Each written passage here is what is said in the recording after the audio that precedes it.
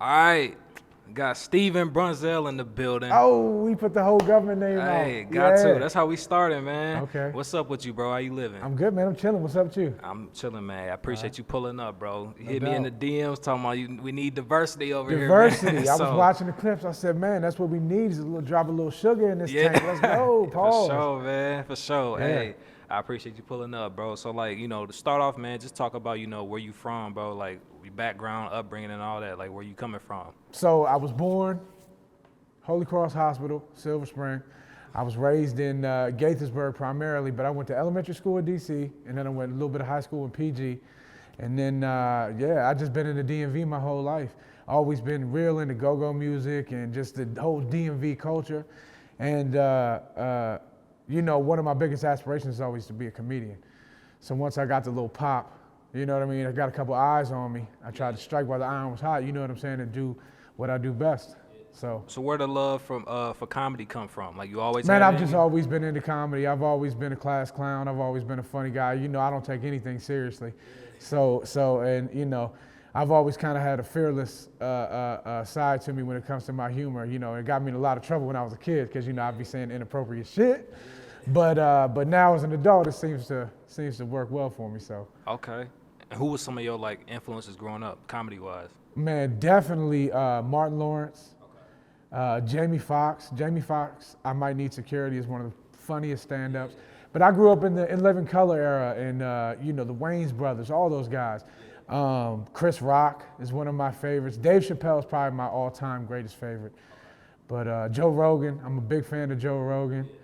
But man, just all comedy, and comedy all up and down the scale, like a Chris Rock and then a David Cross or like a Ari Shaffir, and like I'm all over. I just love comedy as an art form.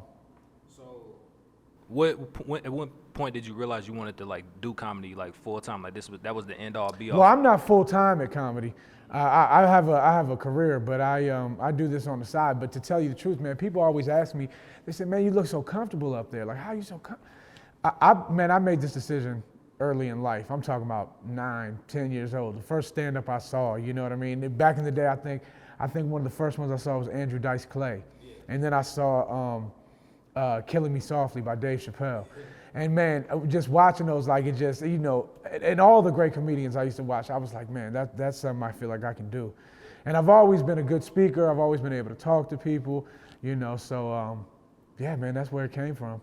So how has like your family been like as far as like and family and friends as far as like supporting you and your comedy Man, so aspirations? my immediate family, my wife, she's always supportive. My kids love me. My kids help me with my skits all the time, and they have a good time with it. But I'm gonna keep it real. I say it all the time. People might not know this, but when you look at the likes and the views on your thing, right, a whole list comes up, and it shows you all the people that liked it, right? And people say this is not a good thing to do, but I look. I can't help it. I read the comments and I look, right? And you can see who follows you and who you're following. I get a lot of love from a lot of people I don't know. I honestly, it was, I know people always say it, that it is like that when you make it on, but it's a lot of people that I know are seeing my stuff that know me personally. And it's like, I say to people, you don't really get it until you become involved in influencing, but the likes, the views, the shares, man, that shit counts. That's the currency that we deal in as influencers in order to make money. So if you know me, you love me, you support me, you know what I mean? Sometimes I don't get it. But I get a lot of love from the city especially. My main demographic is in DC. So, I get a lot of love. Yeah. What's like when you like doing like you done stand up and everything? So I've done a little bit of stand-up. I've been working on stand-up, like I said, my whole life. Stand-up's my true love. That art form is what I love. I've been getting more into it as in like the technical side of it, learning how to write, instead of just standing up and just being funny mid-conversation, with learning how to write jokes, bits, stuff like that.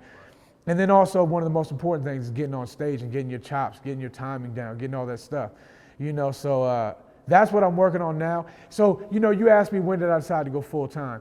When I'm not full time, but about a year ago is when I decided, I had the opening, I had some eyes on me, and I said, you know what other chance are you gonna get? That Eminem song, you know what I'm saying? You only get one shot, baby. So I was ready to go and I took it. And since then, I do it on the side, I do it at the gym, but it is something that's a full-time job that I'm always thinking about, content and comedy and bits and what I find funny. So that's about a year ago, to answer your question, is when I really dove in and got serious about it. So kind of like, touching on, the stand-up part, like I've had like other comedians on here and they talk about like the differences between, doing stand-up comedy like on stage and then like actually doing content for like Instagram. Like for you, what's the difference between? Well, I think it's two completely different things. And what I like to say is, the saying I like to use is, there's acting funny and there's being funny. I can act funny. I can do funny things on the internet. I can do, voiceovers and what, but like stuff like that. But can you get up on stage in front of people, keep the composure, and keep your mind running in a fluid, you know what I mean? And also be humorous, you know what I mean? I think one of the biggest differences as a stand-up, you got to connect with that audience. You got to find a way, whether it's your opening, how you greet them, hey, babe, how about this weather, stuff like that. That's why they do stuff like that, because you got to reel them in, connect with the audience. So I think that's the biggest difference. It's a lot less audience interaction face to face when you're doing the Instagram stuff. So whether it be, on stage or just online, how do you personally connect with your audience? Man, listen, so what I do is, this all started with me doing something that I just always did. I got all the eyes on me right when that "nobody knows me," that the bounce beat joint hit, right? I was in the gym one Saturday morning. I said, I'm gonna do a little, I used to beat my feet a little bit back in the day. So I did a quick video, right? Just doing what I love, and it blew up, right? I don't look at it, I don't go at it with how can I make people laugh. I go at it from the aspect of what makes me laugh. If I am sitting and I'm driving, a lot of times early in the morning, that's my creative period. I shut off the radio, say my prayers, I'm on the way to work, just getting my mind centered right. That's my most creative time. So if something hits me and I'm chuckling out loud, I'm like, okay, let's write this down, let's make a note of this and come back to it. I do what I think is funny, as opposed to trying to be a people pleaser where I'm just gonna, I never thought that me beating my feet, as goofy as it was gonna get me, out there, but it's what I love doing, and it resonated with people. And when you authentically enjoy and engage in the stuff that you're doing, people feel that. You know what I mean? It's like this, what I say, Tupac, people argue, was Tupac or Biggie the best rapper? I don't even look at Tupac as a rapper. Yes, he was a great rapper, but when Tupac said something, you felt what he was saying. When he was man, listen, when that Machiavelli album came out, he was talking about right now, you felt like, man, it was time to go. You know what I mean? And that's that connection, the connection with your audience. And I think that's super important. When did you feel like you was starting to get motion? Like, you was gaining like following on social media and you started getting Man, it happened overnight. I did that video, I went to bed, I woke up, I went from like 500 followers to like 2,000 followers. But as soon as that happened, I said, you know what? I can just say, oh, I went viral, move on, whatever like that. I said, but I'm gonna keep doing it. People were calling me out, oh, you can't dance, you can't this, you can't that. I said, okay, so now I gotta get better. So I kind of documented the process. And in the meantime, I said, they know me for this dancing. They love, this is whatever. I was like, but I'm funny, and I'm about to show them I'm funny. So I dropped a couple bangers. I have a couple videos that I produced, put together, skits that I produced, put together. They're kind of all tied into being invited to the cookout and kind of playing off all the. So I always keep it positive. I don't get on the comments and argue with people. I don't get on there and go back and forth. You're a bitch, whatever like that. But what I do is like my cookout skit. I take what they're saying. You're not coming to the cookout. People being angry at me, and instead of going and lashing out at them, I make a joke of it. Like we can laugh about it. Like this imaginary cookout. Where is it? Nobody knows where it is. No, it's never happened. You know what I mean? I get that it's a euphemism, but what I'm saying is like, and that's another way I connect with the audience. It's kind of looping it all together and showing them that I see what they're saying. You know what I mean? And kind of like, touching on, the whole being invited to the cookout thing, like you got a lot of love, especially from like, the black community. Like this is a big part of your audience. Like how does that like, make you feel, being like widely accepted, by not just, a white fan base, but just like any fan base in general? I mean, I've always been widely accepted in every group that I go into because I am authentic. And as people know me longer and longer, at first maybe it might be, you might say, oh, he's playing, he's whatever. Them just me, like literally all the time. And when I come down, I'm in the district, I might be the only white guy in the whole place. But I'm not, I'll never say I don't see color, everybody sees color. But I just see us all as people. You know what I'm saying? So if you walk around like there's something wrong, people are gonna say, you know, it sets people's energy off, it sets your energy off. But I don't have that energy. I have the energy that I can walk into any room and have no hate in my heart for nobody, and I think they can feel that, and vice versa, and we vibe. And you know what? It's funny because people ask me, they say, man, how do you deal with the comments? How do you deal with the stuff? And you know what? It's not true. It's angry people. It's angry people that are probably at home on the couch wishing they could be somewhere dancing and smiling and laughing and having a good time, right? Because when I come out to DC or PG or anywhere that I go, I've never had a problem, nothing but love. And I show nothing but love, you know what I mean? And I think that is it didn't surprise me because I've never had that issue. I've always been just a fun guy. I'm a fun guy. I like to have fun. I don't care who I'm having fun with. I can go to Amish country and have a good time. You know what I mean? I can go to a quinceañera and have a good time. I'm dancing, whatever, you know? So it wasn't that shocking to me. So with, you know, the comedy that you do now and all the different, you know, platforms and avenues that you on, talk about, you know, the hybrid show and like how you got involved in that. So the hybrid show is with my guy E. He's the lead singer of the T.O.B. band, right? And, you know, I started out coming up in the go-go world, and I was going to all the go-go's, meeting all the bands, whatever. So me and him started talking. We have a lot in common. We had a good rapport, right? And he was already doing the hybrid show for a couple of years. He wanted to add a sports segment. He was on another podcast also, the Man Cave, that I did one time, right? And like I said, we had a good rapport. So he hit me. He's like, you know, I keep asking people, they're flaking out. Would you like to do one-time sports segment? I'm like, yeah, let's do it, whatever. I'm always down to work. Like I told them, I don't sleep, I work. I work, whether it's my career, at the gym, with the kids, whatever, I work. That's just all I do.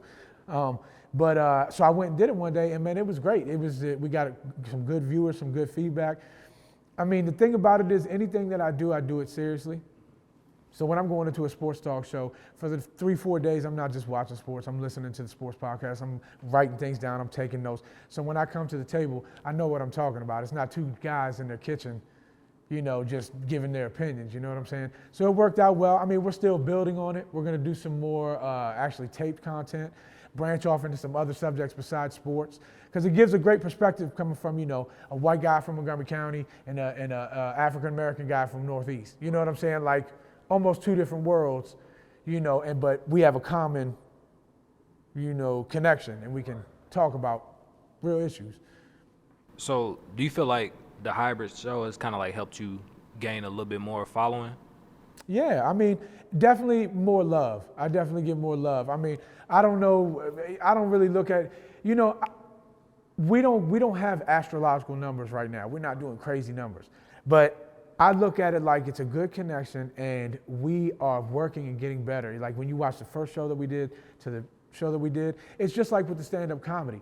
Like I said, getting your chops, learning each other's rhythm, like you do in sports or anything like that, learning each other's rhythm, how to go back and forth, how to not talk over each other, right? So you mature as I've been doing this. I've learned to mature in those ways, going back and looking back at my first podcast, the way I was talking. Sometimes I talk too fast. My mind moves real, you know, I got to say, hey, slow down. It's okay. You're not in a rush.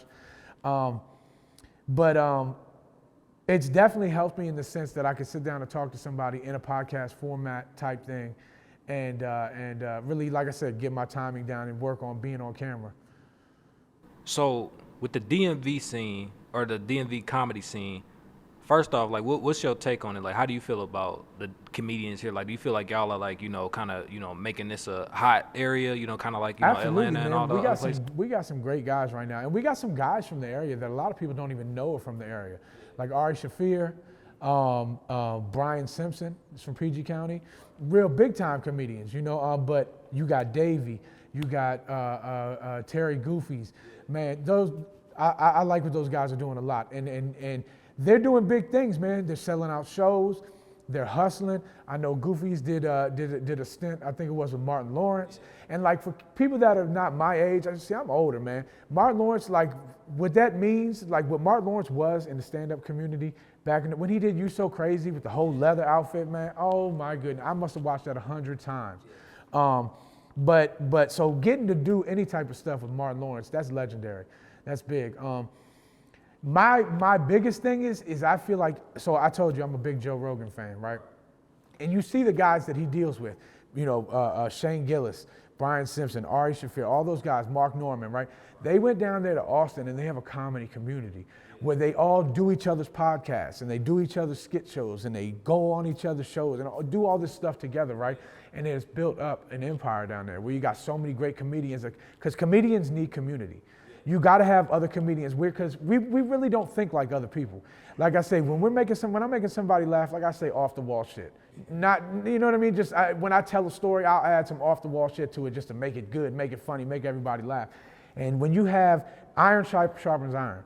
So when you have other killers, assassins, real comedians with the boom, boom, boom, where you can, bounce off each other, man, that's really important. I wish there was more of a comedy community here, because we have a lot of funny people, a lot of talent, That's the biggest thing. Open mics, you know what I mean? Like, we don't have a ton of open mics where you can go in and get on the mic, and even if you bomb, So for me, community is the only thing I would improve, but we got a lot of funny guys, a lot of funny people come out of this area.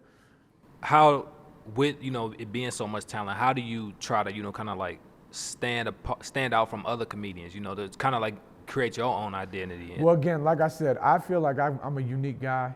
So if it makes me laugh, I feel like it's gonna make people laugh. I'm a real observationalist. So I don't really look at it like that. I look at me as being my biggest competition. You know what I mean? I've always had supreme confidence in myself. And I think that's another thing that's helped me kind of blend in with the whole community, where, having the confidence in myself to be able to do the things that I say I'm gonna do, be the person that I am, You just be yourself, be authentic, and it goes a long way. People can tell when you're faking it. People can tell when you're faking it. Maybe not everybody, but most people, when you're faking it, they can tell, for sure. How do you handle, like, I know you kind of touched on it earlier, you said you don't really, interact with the, negative comments or whatever, but like when you get like, negativity from like, whether it be like a fan or something like that, how do you like deal with that, like? Well, it depends. So I don't, like I said, I don't ever go on there and be like, no, you're a bitch. So listen, I've never been in the streets. That's an often misconception that I get. Because I said I hung out in D.C., I got friends in D.C., people were like, you weren't in the street. No, I wasn't in the streets. I never said I was a gangster. I never said I was in the streets. I was never none of that. You don't have to be in the streets to be in D.C. Like, you can just come there and go to the zoo or whatever, But I'm just saying, you know what I mean? So I don't argue back and forth with them. I'm not about that rah-rah fighting shit, right? Every once in a while, just to, as like a sparring thing for me, I'll go back and forth with somebody, but not in a negative way, but in a playful comedy way. You know what I mean? Like, just kind of busting their chops, joning on them like that. But I just don't let it bother me, man. Like, listen, I'm blessed to have gotten as far and gotten all the love that I got so far, and some of the things that I've gotten to do, it's crazy. Like, I never thought I would get to do. Man, I was on the stage with New Impressions. I've been on stage with Jata and T.O.B. Like, things that I never thought I would do, right? So if it ended all right now, you know what I mean? I'm winning. I'm all the way up. So I just look at it like I'm gonna just keep rolling, doing what I'm doing, and let the cards fall how they fall. You know what I mean? I like to keep my whole mental flushed of negativity, so I don't try to dwell on the stuff too much. Who are some of the, we talked about the comedians in the DC area or just the DMV area. Who are some of the comedians that you like collaborated with, and like, that you hope to collaborate with in the future? Well, my number one collaborator, and one of the guys that really jumped out there quick and helped me out, put his arms around me and kind of showed me the ropes a little bit, is my man Anderson Hall, UDC's own. He's my guy, man. He's helped me all the way. He's super funny. And we collaborate all the time. I think we got a great chemistry, and I tell everybody, man, listen, mess with us now, because yesterday's price is not today's price. I'm telling you, and we got big things going on, you know what I mean?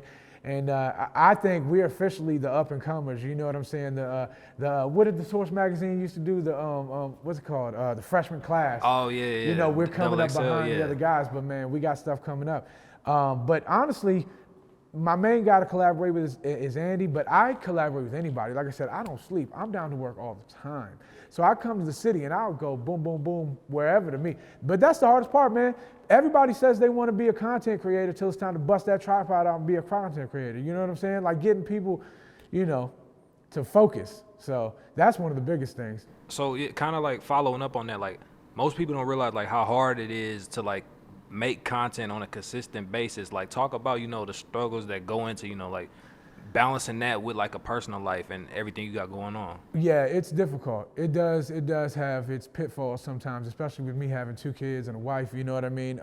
Because honestly, it's not a full-time job in the sense where I'm clocking in, but at all times I'm thinking about, is that funny? Oh, what could that be? Oh, remember that? You know what I mean? You're always thinking about this. Do I need to write this down? Remember, whatever. And you also got to be conscious of what's going on with the trends and stuff on Instagram, TikTok, and whatever the other platforms you might be on.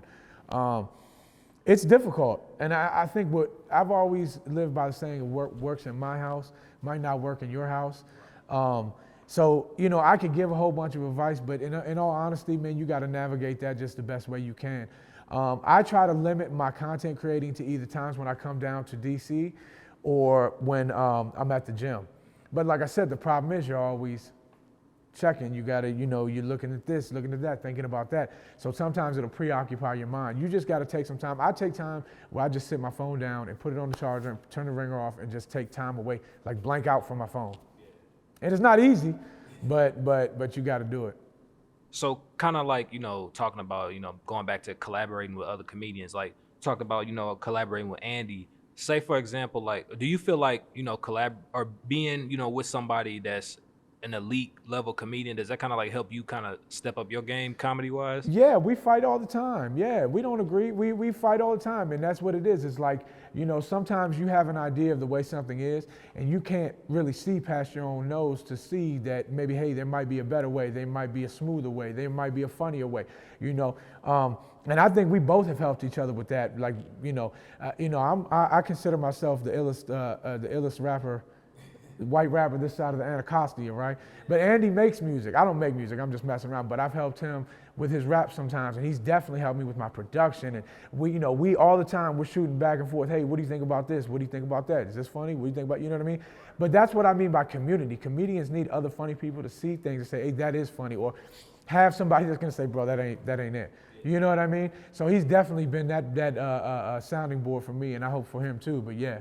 How do you handle that? Like, you know, say like you had something you was working on, you like, oh, this is it right here, and then you run it by somebody, and they're like, that ain't it. How do you take that? You got to take it, and you got to take it into consideration. You got to go back and try to look at it from a different angle. You know what I mean? Because sometimes you can get tunnel vision. You know what I mean? And you don't want to get locked in on something. And you have to have your vision, right? You got to do things because your vision, no matter who you are, whatever level you've gotten to, your vision got you there, right? So you got to trust to an extent your vision. But you also have to accept an outside look at something you might not be seeing, because you get tunnel vision sometimes where you like, boom, this is the way I want it. You know, this is how I see it. So it's super helpful to just take that in and look at it from the perspective that they're giving it to you. You know what I mean? So you can make maybe you change it, maybe you don't. That's the thing. Sometimes we tell each other, hey, this is not going to happen, right? And you say, you know what? Sometimes you got to trust your gut and just go with it.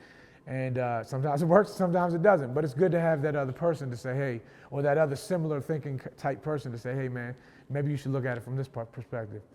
Yeah.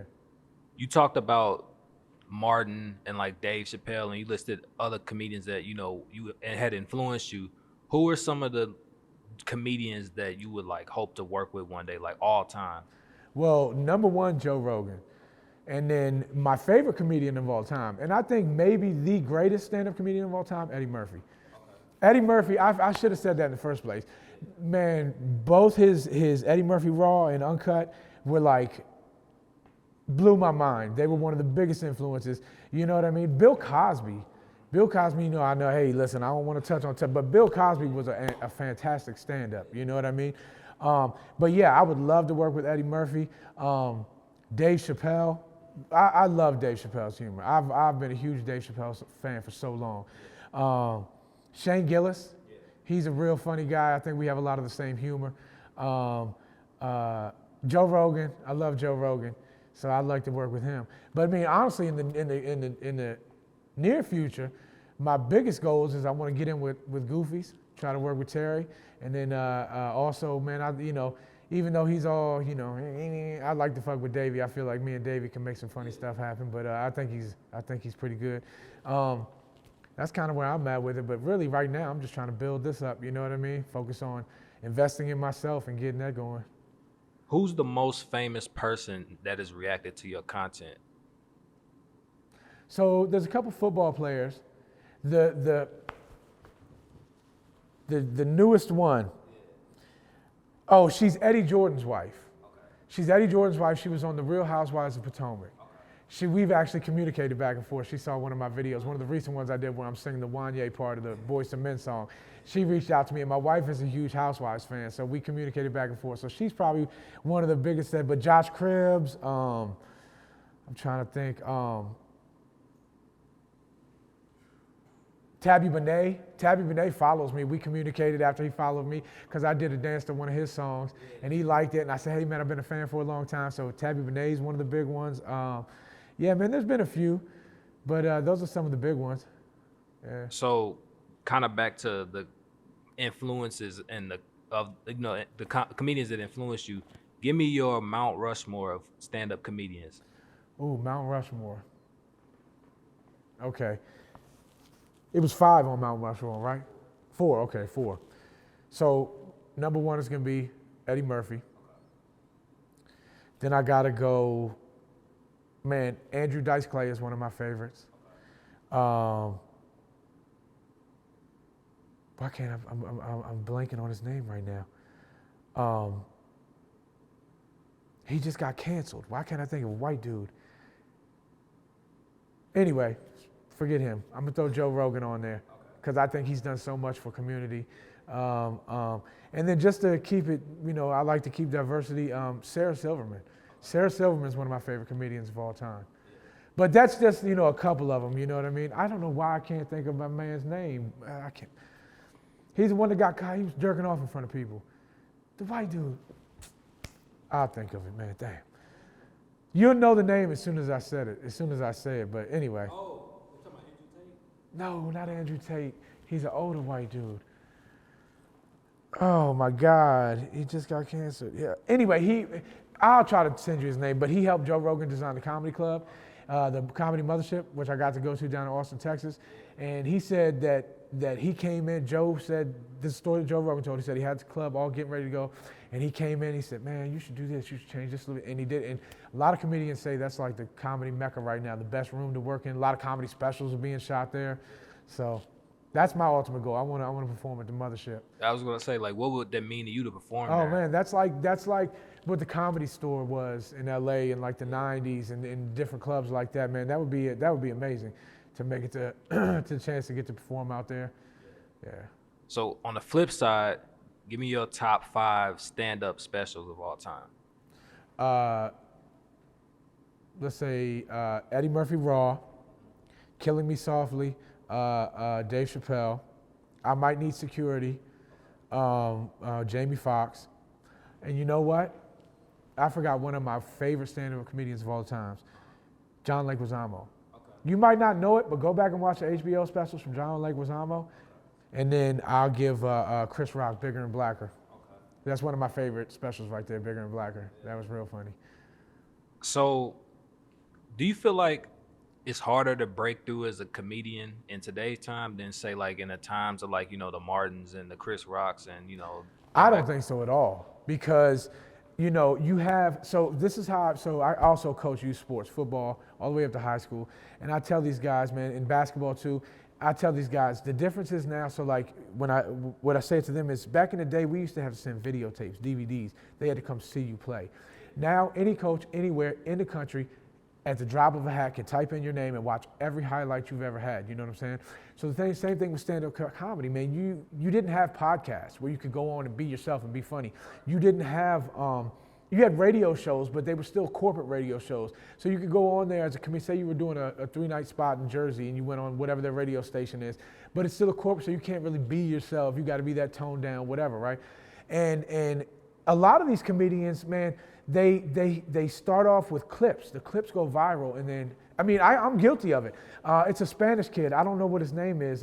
He recently had a Netflix special, but I started seeing his clips on Instagram, and then went and looked him up on YouTube and whatever. And so you can get your comedy. Comedy's a lot more accessible. Information is more accessible. You know what I mean?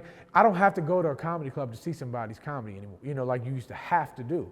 I can go online and watch the whole thing on YouTube or watch clips or whatever, So do you feel like has some acting never like crossed your mind?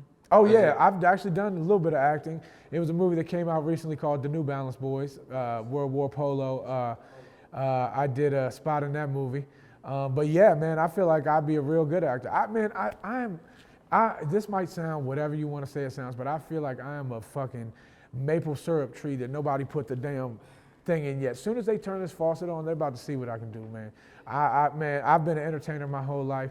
I just never, you know what I never did was never jumped off the porch to do it. You know what I mean? I knew I could do it. I knew I have all these, you know, but I never jumped off and said, you know what, I'm just gonna go for it. And once I finally did that, man, it's been going up. Steady. What's the difference between acting and creating content? I mean, depending on the type of content you're creating, it is acting. You know what I mean? If you look at my skits, I do a lot of acting in the skits where I'm playing characters. I have one that had 1.5 million views. That was me playing two characters, having a conversation with each other. I think when it comes to making the skits and stuff like that, it's like the same thing. Now, I also do videos where I just come off the cuff and I share my thoughts on whatever subject it may be, whatever, right? And that's more like the stand-up thing. But in my skits, I think I do a lot of acting in those, so I think it's real similar, yeah. Is it something that you want to continue, you know, like doing like more and more? Yeah, man, okay. I want to do everything. I want everything. I'm coming for it all. Yeah, I'm telling you. So if you could go back and give, you know, your younger self some advice, starting out in comedy, what would you say that you know now that you wish you could know back then? The biggest thing that I've matured with in my 42 years is confidence. Like I just, you know, I was super self-confident for a long time, self-conscious for a long time. You know what I mean? Like friends and family and everybody, I knew I was funny, but just you know, but like the confidence just to say, just do it. If they don't laugh, they don't laugh. You know what I mean? What are you really losing? You know what I mean? So I would tell myself, hey, just do it. Just do it. Stop talking about it, man. I know a lot of people get caught in that trap of talking about what they want to do and wanting to do these things, but just don't do it. Just do it. Just do it. You got nothing to lose. One life to live, baby, and it's short as hell. You talked a little bit about, you know, the struggles that come with, you know, being a up and coming comedian. How do you stay motivated during, you know, the dark times? Like, you know, when, you know, Listen, fuck motivation. Fuck motivation. It comes and it goes. This goes for everything that I do in my life. When it comes to the gym, when it comes to my diet, when it comes to all this stuff, right? What I do is I make these things just what I do. They're a part of me, like brushing my teeth and washing my ass. Like I make content. And you gotta make content. You might not feel like, you're not gonna feel like working out every day, but you gotta work out. And you know what? Even if it doesn't hit, you feel better once you do it. You know what I mean? Because you know you did what you were supposed to do. You got it out the way. You just got to make it what you do. You can't depend on motivation because some days the motivation ain't going to be there. But if you can't rise to the occasion when you don't have the motivation, then you might not have what it takes to do this because it's not easy. And if it wasn't comedy, what would you be doing in life right now? Man, listen, I'd be doing exactly what I'm doing right now. I was always making videos on Instagram. I was maybe not to the extent that I'm doing now and not to like the skits and everything like that, but I was always doing, you know, I'll be doing what I'm doing now. For real, working. You know, hopefully I'll be able to make it so I don't have to work. At least the job that I got now, I'm in construction. You know what I mean? It's cold out. But you know, I'll be doing what I'm doing now, man. Just living life, man. I'm not a complicated person. Honestly, I just want to laugh and have fun. That's my main goal in life. Be happy. Yeah. How do you want to, you know, with 2025 just, you know, kind of beginning, what's in store for you in 2025? Man, even putting myself out there even more. You know, I've done some real research on some open mic nights and stuff like that and really start getting out there.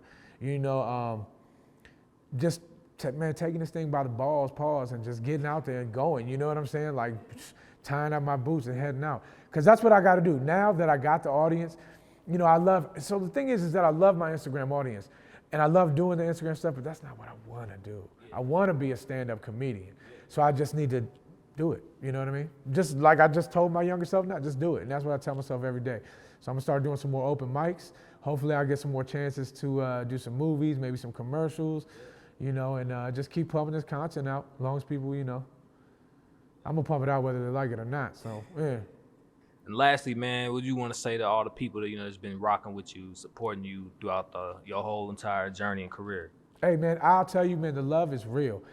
Just like everything else I do, everything else I say, I'm authentic. What you see is what you get, and the love means a lot to me. It really does. And the hate, man, the hate is just love in disguise. You know what I mean? So I love that too, man. And you know, to all the people that say that I impact them with my positive whatever, this and that, you know, I appreciate all the love, all the vibes, and I feel it. And keep rocking with me, and we're gonna keep having fun.